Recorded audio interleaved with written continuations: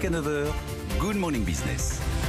Et à 8h09, c'est donc Antoine Frérot, le PDG de Veolia, qui est sur ce plateau. Bonjour Antoine Frérot. Bonjour. Bon, vous devez être soulagé, heureux ce matin ? Oui, je suis très heureux de voir ce grand projet progresser. Maintenant, le chemin est déblayé, le rythme va pouvoir s'accélérer et je pense que nous allons pouvoir donner vie à ce grand champion mondial de la transformation écologique. Donc Veolia-Suez, avec quand même un Suez qui va perdurer, notamment sur la France, où il y avait un problème de concurrence. Il fallait garder un concurrent à Veolia en France. Ce concurrent s'appellera Suez. Est-ce que vous êtes vainqueur par chaos ? Non, d'abord, il n'y a que des gagnants dans ce projet et dans l'accord qui a été passé dimanche soir, tout d'abord. Suez, effectivement, va continuer, va être unifié en France et va être stabilisé avec un actionnariat de long terme et va pouvoir, avec près de 7 milliards de chiffre d'affaires, c'est-à-dire numéro 3 ou 4 mondial. Oui, mais sur un marché compliqué, la France, Bertrand Camus, son directeur général, s'est beaucoup battu pour avoir des activités qui lui permettaient de croître. Par exemple, les États-Unis, vous avez tout refusé. Oui, parce que ce projet industriel, il a une cohérence. Le vôtre. Le mien. Et pour construire ce grand champion, il est important que des activités rejoignent ce projet. Cela dit, Suez désormais est unifié en France. Il est stabilisé sur le long terme, avec un actionnariat long, très long, puisque c'est ce que nous avons convenu avec Suez. Et puis, le marché français, vous savez, c'est le berceau des deux groupes. C'est à partir de ce marché que nous avons construit ces deux entreprises et maintenant ce grand champion.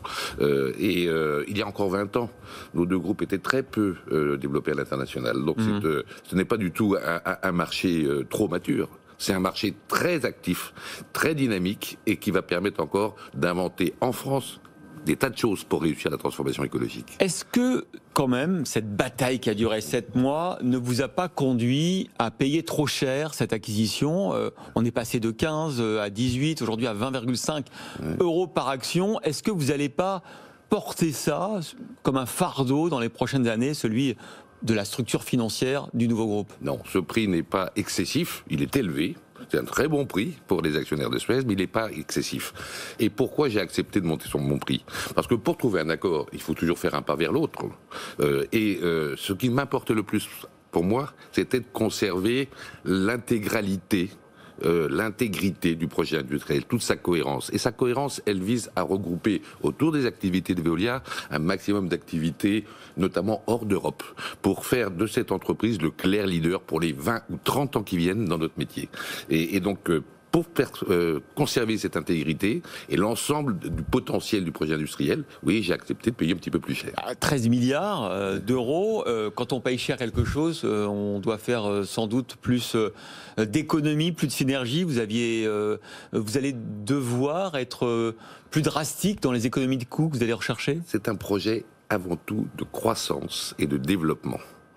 Pas tant un projet de synergie de coûts. Il y a un petit peu de synergie de coûts, mais vous avez vu que j'ai pris des engagements sociaux très fermes, pas de suppression d'emplois, maintien de toutes les garanties sociales, donc c'est pas là-dessus qu'on va faire des économies. En revanche, c'est un projet qui vise à construire une entreprise capable d'inventer les solutions dont le monde va avoir besoin dans les 20 ans qui viennent pour réussir la transformation écologique. Il y a bien sûr les activités qu'on connaît déjà, qu'on connaît tous, la distribution d'eau, l'assainissement des eaux usées, la collecte et le traitement des déchets ménagers. Ouais. Mais il y a toutes les solutions nouvelles, celles que nous maîtrisons déjà, mais qui sont insuffisamment développées pour gagner le pari écologique. Le recyclage des plastiques, et là, Veolia et Suez, ce sont deux types de résines plastiques que nous savons réutiliser, que nous savons recycler, qui sont différentes. C'est là que 1 plus 1 fait 2 fois 2, 2 fois plus de solutions pour 2 fois plus de clients. Il y a également le problème de la qualité de l'air, comment garantir la qualité de l'air dans tous les bâtiments qui reçoivent du public, le problème du recyclage des eaux usées, le problème de la capture du carbone, le problème du recyclage des batteries électriques, le problème du lien entre environnement, agriculture et alimentation. Comment nourrir dans 20 ans 10 milliards de personnes sur la Terre avec moins d'eau, moins d'énergie et moins de sol. Voilà l'enjeu de ce projet. Et comme le temps de l'affrontement est terminé, le temps du rapprochement et de la construction commence. Alors, il y a une demi-heure, on recevait Arnaud Montebourg, l'ancien ministre, entrepreneur aujourd'hui. Il était peu amène sur ce projet et son issue. Écoutez Arnaud Montebourg. Il n'a rien gagné du tout. Il a détruit une entreprise qui s'appelle Suez. Mais bon, Quel est l'intérêt? Excusez-moi, je me moque de l'intérêt de M. Frérot, qui d'ailleurs est de passage, comme tous les dirigeants d'entreprise. Le sujet, c'est pas M. Frérot, M. Varin, c'est pas ça le sujet. Le sujet, quel est l'intérêt de la France? Avoir un champion mondial? On en avait 2, on n'aura plus qu'un, et à mon avis un demi, parce que vu le niveau d'endettement que va générer l'acquisition par Veolia de Suez, je donne pas cher de Veolia dans les années à venir. Donc M. Frérot, il l'emportera pas au paradis.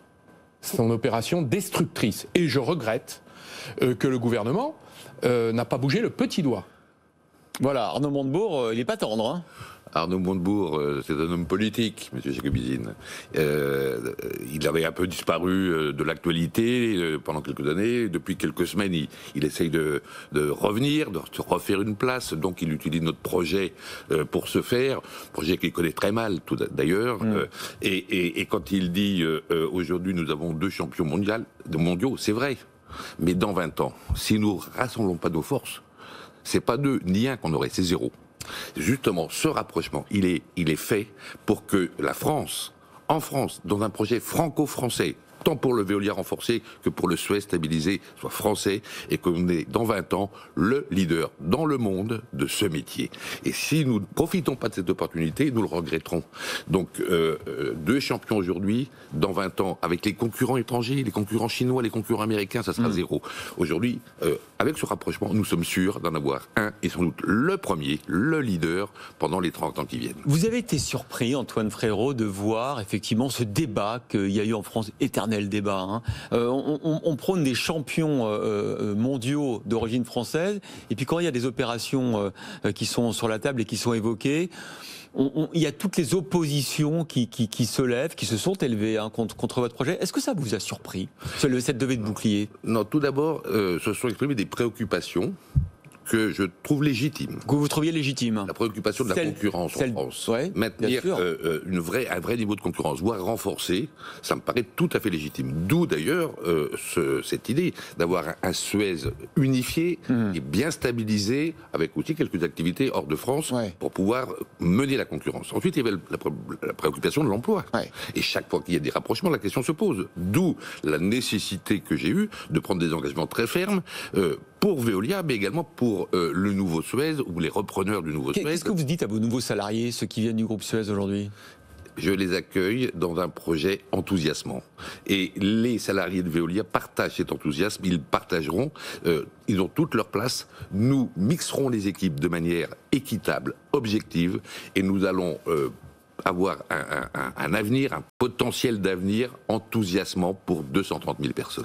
Comment vous avez jugé, apprécié le rôle de Bercy et du gouvernement dans cette bataille?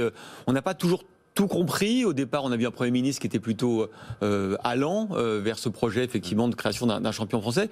Puis après, ministre de l'économie qui était plutôt réticent, qui mettait en avant les points que vous venez de souligner. Est-ce que ça vous a compliqué la tâche? C'est naturel que les pouvoirs publics expriment des préoccupations. J'ai dit la concurrence, l'emploi, il y a également eu la souveraineté et le long terme. Ceci me paraît être tout à fait naturel pour un gouvernement de veiller à ce que dans une opération de cette ampleur, ces préoccupations trouvent des réponses appropriées. Et notre projet de long terme, industriel, franco-français, avec une concurrence totalement renforcée avec le nouveau Suez et des garanties d'emploi, je crois, sans équivalent, ces préoccupations du ministre nous ont permis d'y répondre et de rassurer. Maintenant que vous allez faire un chèque de 13 milliards d'euros pour acheter Suez, est-ce que vous aurez les moyens, justement, de votre ambition internationale, les moyens peut-être de faire des acquisitions à l'étranger, de répondre à des appels d'offres à l'étranger? Est-ce que ça ne va pas justement un peu rogner vos ailes? Vous imaginez bien que le prix que nous proposons, nous le calculons de manière à ce que la nouvelle entreprise, elle soit solide. Et par exemple, en matière d'endettement, puisque vous l'évoquez, le projet est construit pour que nous ayons un endettement maîtrisé, limité, et que notamment les agences de notation des dettes d'entreprise soient confortables. Elles nous ont visités. Elles ont d'ailleurs publié leurs recommandations en disant que le projet de Veolia tel qu'il est conçu aujourd'hui, il est solide. Donc il n'y aura pas ce problème-là. Nous allons faire une augmentation de capital de Veolia. Nous allons donc demander à nos actionnaires ou accueillir de nouveaux actionnaires pour le financer en partie. Les cash flows, les résultats, les profits de l'ensemble vont largement permettre de rembourser la dette. Vous savez, Veolia a connu, il y a 10 ans, des graves problèmes de dette. C'est à ce moment-là que je suis arrivé à la tête de l'entreprise. Tout à fait. Je sais ce que c'est. Et il a fallu les résoudre. Donc, vous pouvez compter sur moi pour ne pas retomber dans ces travers-là. Et le nouveau Veolia, il sera très solide financièrement. Vous venez d'évoquer de nouveaux actionnaires potentiels, vous pensez à qui? Par exemple, les actionnaires de Suez. Nous allons proposer aux actionnaires de Suez de l'argent pour leurs actions, mais pour ceux qui préféraient des actions de Veolia, nous allons aussi leur proposer des actions de Veolia dans le cadre de cette augmentation de capital pour financer l'opération. L'autre chose, quand même, ce qu'on risque de vous reprocher, c'est d'avoir laissé effectivement un groupe Suez trop franco-français, incapable d'avoir des moyens pour se développer. Vous parliez du capital du nouveau Suez. Est-ce qu'il est vraiment consolidé? Parce qu'on n'est pas sûr qu'Ardian, par exemple, veuille en être. Ça sera qui les actionnaires du futur Suez? Nous avons convenu dimanche avec Philippe Varin que les actionnaires de ce nouveau Suez auraient des caractéristiques qui permettent de stabiliser et de rendre pérenne le capital de ce nouveau Suez. Donc, des actionnaires qui devront s'engager au moins 10 ans. Des actionnaires qui veilleront à ce qu'il n'y ait pas de démantèlement du nouveau Suez. Des actionnaires qui pourront racheter des actions de ceux qui voudraient partir après 10 ans.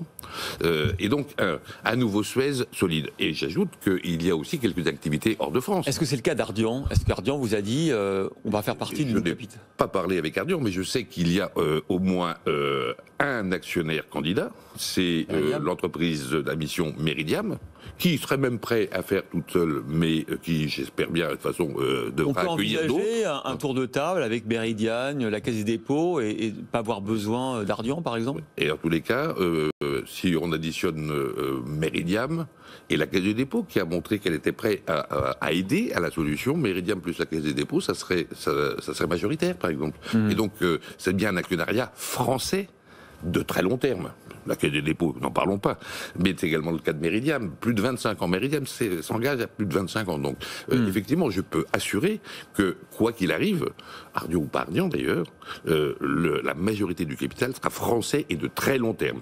Et que donc, les clients, les salariés, toutes les parties prenantes de ce nouveau Suez peuvent être pleinement rassurés, stabilité et solidité. Alors je ne sais pas si Bertrand Camus, le directeur général de Suez que vous avez combattu, fera partie de cette nouvelle aventure pour Suez, ça sera à lui de le dire. En revanche, il vient de déclarer que le rachat par Veolia est un compromis, tout n'est pas parfait. Nous avons trouvé un accord.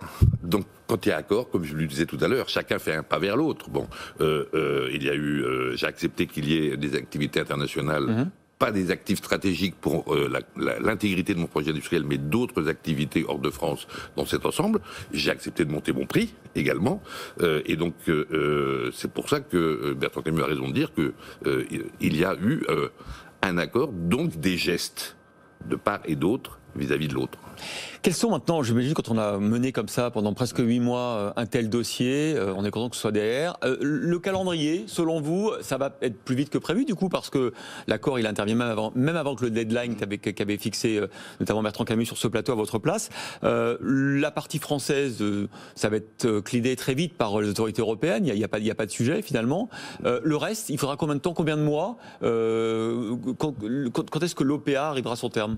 Alors, effectivement, la voie est déblayée avec cet accord, et même le rythme est accéléré, parce que la collaboration entre les équipes de Suez et de Veolia va permettre de traiter plus rapidement l'ensemble des démarches vis-à-vis des autorités de concurrence, et nous devrions pouvoir effectivement accélérer, parce que le fait que l'ensemble des activités françaises, parce que en France, il y avait le principal problème de concurrence, la solution que nous proposons règle le problème de concurrence, normalement. Et donc, je pense que à la fin du mois de juin, nous aurons la liste des remèdes souhaités par l'autorité de concurrence. Je pense que nous serons en mesure de répondre positivement à ces demandes, et que donc l'OPA pourrait être close au début de l'automne. C'est-à-dire lancé à l'automne et close un mois après, quoi. Voilà. Donc, début de l'automne, ça devrait pouvoir être réglé, tout à fait. Est-ce que vous avez eu des coups de fil de félicitations, notamment du gouvernement? Les coups de fil que je reçois personnellement restent pour moi, et donc ils ne sont pas publics. Bon. Mais ce que je voulais vous dire, c'est que, comme je vous le disais, le temps de l'affrontement, je crois, maintenant est derrière nous. Le passé, c'est le passé. On passe à l'avenir. Et c'est le temps de la construction le temps du rapprochement. Cette période, elle est très difficile, beaucoup de travail nous attend, mais elle est enthousiasmante, et c'est dans cet état d'esprit que je suis, et je souhaite projeter tous les acteurs de ce projet dans l'avenir, vers l'avenir. La construction de ce grand champion de la transformation écologique, à un moment où l'urgence écologique n'a jamais été aussi forte, où les populations du monde attendent des solutions même nouvelles pour gagner la bataille écologique, c'est le temps dans lequel nous rentrons maintenant. On a une conjoncture particulière, évidemment, dans le monde, c'est la pandémie. Il y a ce sujet de la vaccination de personnel prioritaire. Est-ce que vous considérez que les personnels de Veolia et de Suez, qui sont en contact régulièrement avec leurs clients qui interviennent, doivent faire partie de cette liste de personnel prioritaire à vacciner ? Pendant le premier confinement, ils ont été parmi les rares travailleurs à être au charbon tous les jours pour assurer ces services essentiels. Je peux vous assurer qu'à cette époque-là, c'est beaucoup moins de choses encore que maintenant sur le virus, ils n'étaient pas rassurés. Nous avons tout fait pour les rassurer, pour les protéger. Nous avons fait une course effrénée aux masques. Nous avons organisé, comme vous le rappelez sans doute, des campagnes de tests, justement, dès que les tests sont apparus. Et donc, nous sommes prêts également à leur proposer des campagnes de vaccination. Au sein de l'entreprise ? Au sein de l'entreprise. Ça a déjà commencé ? Ça a déjà commencé, mais dès lors que les vaccins n'étaient pas en nombre suffisant, ce qui est normal, les autorités les ont proposés plutôt aux médecins. Donc nous sommes prêts à vacciner. Autant au mois de mai, dès lors qu'on n'avait pas de pénurie de tests, je trouvais normal de pouvoir les proposer systématiquement. En matière de vaccins, c'est un peu plus compliqué. Et il n'y en a pas pour tout le monde tout de suite. Je comprends naturellement qu'il y ait des ordres de priorité. Ce n'est pas à moi de les définir. Le nouveau groupe que vous allez présider, c'est 37 milliards d'euros de chiffre d'affaires, 230 000 salariés dans le monde. Vous allez avoir du travail là pour le structurer, effectivement, et avancer maintenant. Après, c'est quoi les projets d'après ? Est-ce que déjà vous avez le temps de voir à l'international quels sont les projets sur lesquels vous voulez soumissionner, les contrats, les appels d'offres que vous voulez remporter ? Je vous ai parlé tout à l'heure de recyclage du plastique. On sait recycler 80% des résines de plastique. On le fait encore trop peu. Il faut investir pour pouvoir mettre en œuvre partout les solutions que les deux groupes maîtrisent. Ensuite, je voulais parler de qualité de l'air. Garantir la qualité dans les écoles, dans les supermarchés, dans les grands magasins, dans les bureaux. Encore plus aujourd'hui avec le virus qui circule. Absolument. Capture du carbone pour gagner la bataille des émissions 1,5 degré en 2050. Je voulais parler de lien eau, énergie, agriculture, alimentation. C'est ça l'avenir. C'est ça nos projets. Alors une fois que nous aurons mis en place ces solutions, nous les proposerons au monde entier. Et comme nous sommes une entreprise française, nous le proposerons sans doute certainement d'abord à nos clients français. Une grande usine de recyclage des batteries électriques. Aujourd'hui, il n'y a pas beaucoup de batteries usagées parce qu'il n'y a pas beaucoup de véhicules électriques. Ouais. En 2030, en Europe, on attend 1 million de batteries de véhicules électriques usagés. C'est polluant, c'est dangereux les batteries. Ça a marché pour vous ? Bien sûr, nous voulons être le clair leader européen d'abord, mondial ensuite du recyclage des batteries électriques, extraire le lithium, le cobalt, le zinc qui sont dans ces batteries. Ceci va permettre très certainement d'engendrer des investissements pour construire de nouvelles batteries parce que nous aurons les métaux et les terres rares. Vous avez toujours été un avocat de la raison d'être des entreprises. Oui. Là, vous avez mené une bataille boursière, financière pendant des mois. Ça ne vous a pas éloigné de cette vision qui est la vôtre ? Au contraire. Au contraire, la raison d'être, c'est un objectif. Une OPA, c'est un moyen. Un moyen, il peut être utilisé pour un bon objectif ou un mauvais objectif. L'OPA que j'ai lancé, c'est pour construire ce grand champion. Il est bénéfique pour toutes les parties prenantes, pour les clients. On va multiplier les solutions, on va pouvoir les généraliser. Les salariés, un projet enthousiasmant, bien plus de perspectives de carrière pour les actionnaires, parce que sur le long terme, ceci va être très rentable. Pour la planète, pour les générations futures, pour les territoires, toutes les parties prenantes de nos deux entreprises vont sortir gagnantes et longtemps gagnantes. La raison d'être de la future entreprise, du futur groupe être la référence de la transformation écologique. Et la raison d'être, elle dit, c'est parce que l'entreprise est utile qu'elle est prospère, pas l'inverse. Et ce projet, il va être utile à toutes ces parties prenantes et notamment à notre pays. C'est en France que nous aurons cette grande entreprise qui a vocation à devenir la référence et le leader mondial de notre métier. Voilà le plaidoyer d'Antoine Frérot, PDG de Veolia, et donc vous avez remporté cette bataille de Suez, cette nouvelle bataille de Suez. Merci Antoine Frérot, tout de suite il est 8h30.